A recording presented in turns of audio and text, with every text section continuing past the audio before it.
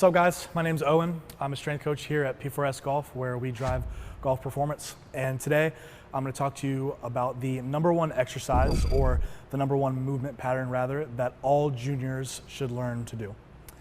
That movement pattern is called the hinge, or the hip hinge. So we're going to talk about why it's important for junior golfers specifically. We're going to talk about what the hip hinge actually is, what it does for us as golfers. And then I'm going to go over 2 drills that can help you learn how to do the hip hinge properly, okay? So first things first, as junior golfers, why do we care about doing the hip hinge? What does it do for us?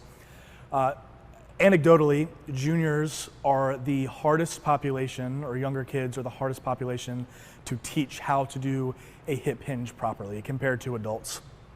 The reason for this is, as a younger person, you're always going through growth spurts, your limb lengths, your proportions are always changing. And so you typically have bad proprioception, or you have poor awareness of your body in space, at least in comparison to someone who's no longer growing, right? So juniors typically struggle with this more so than older teenagers or adults. They're a little bit easier to teach this movement pattern to. Now, what is the hip hinge?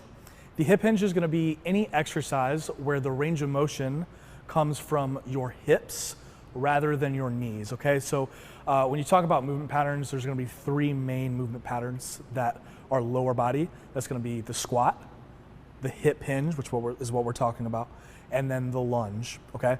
So for a squat and a lunge, the range of motion comes from knee travel, right?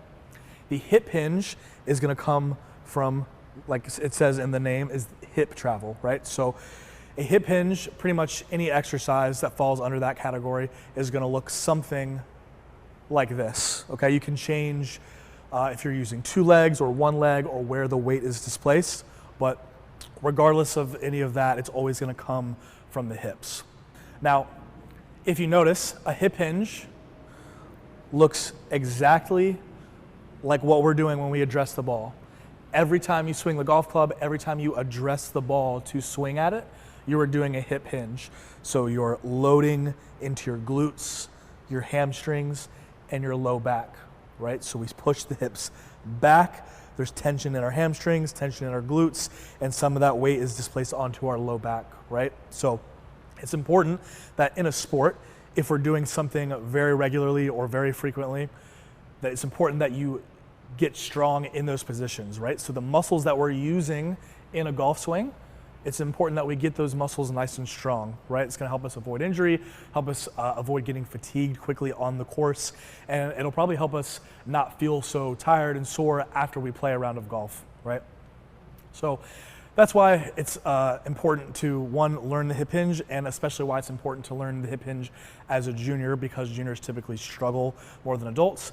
And the quicker you can learn how to properly hinge at the hips as a junior, the quicker we can get on to learning how to do hip hinge exercises so that we can get our glutes, our hamstrings, and our low back stronger. Drill number 1, this is a hip hinge with a dowel. So it's pretty simple. You're just gonna take, you could take a broomstick or a PVC pipe or anything that looks like this. You could even use a golf club or a driver. Now what we're gonna do is put this on our back like so. So you'll notice that I have 3 points of contact with the dowel, okay? That's gonna be on the back of my head. It's gonna be my upper back and on my tailbone, right? So the goal here is to hinge at the hips, push the hips back while maintaining all of these points of contact, okay? So you'll notice very quickly if you're doing it wrong, right? My head's come off, I know I need to restart. My butt's come off, I need to restart, right? So what this should look like is, as you push the butt back, you'll notice that it's staying on my head, on my upper back, and my hand is still in contact with my tailbone, right? So that's drill number 1. Makes it really easy to tell if you're doing it incorrectly, because you get instant feedback. You can tell right away when the PVC is leaving whatever part of your body, or when it's leaving those points of contact.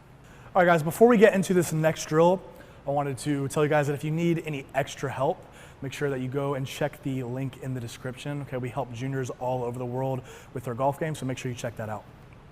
Now moving on to drill number 2. This is gonna be a band-assisted hip hinge. So what you're gonna do is tie 2 lighter bands. You don't want it to be too heavy or too much tension. So 2 lighter bands, loop one through a rack or a pole of some sort, and then tie or loop the other band through the first one. Now all we're gonna do is step through the band. We're gonna put it right about where our belt would be, and then we're gonna take a few steps out so that there's some tension in the band. So the band is actively pulling on me right now, right?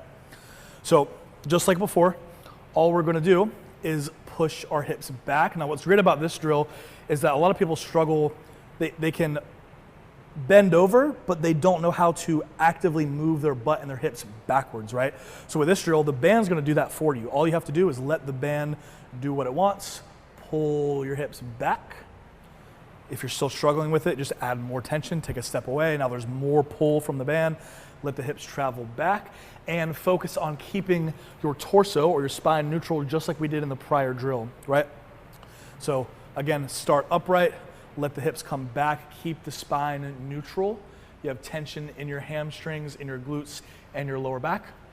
And then you squeeze the glutes at the top. So hips go back and hips go forward. Just like I said in the beginning, range of motion comes from the hips. Now, if you do both of these drills and you're still struggling, usually people either struggle with one of the two key factors of the hip hinge, right? They either struggle with the hip travel or they struggle with their spine not staying neutral, right? So if you struggle, even after doing these 2 drills, all you have to do is combine them. Take the PVC, put it on your back, and do this drill at the same time.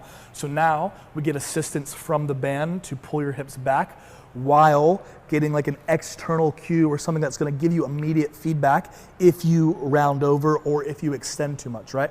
So we have the band pulling our hips back and the PVC letting us know if we're staying neutral. All right, guys, that is what is a hip hinge, why is it important for junior golfers, and we went over some drills to help us learn how to do the hip hinge. Hope you guys enjoyed the video. Make sure you like, comment, and subscribe. See you guys later.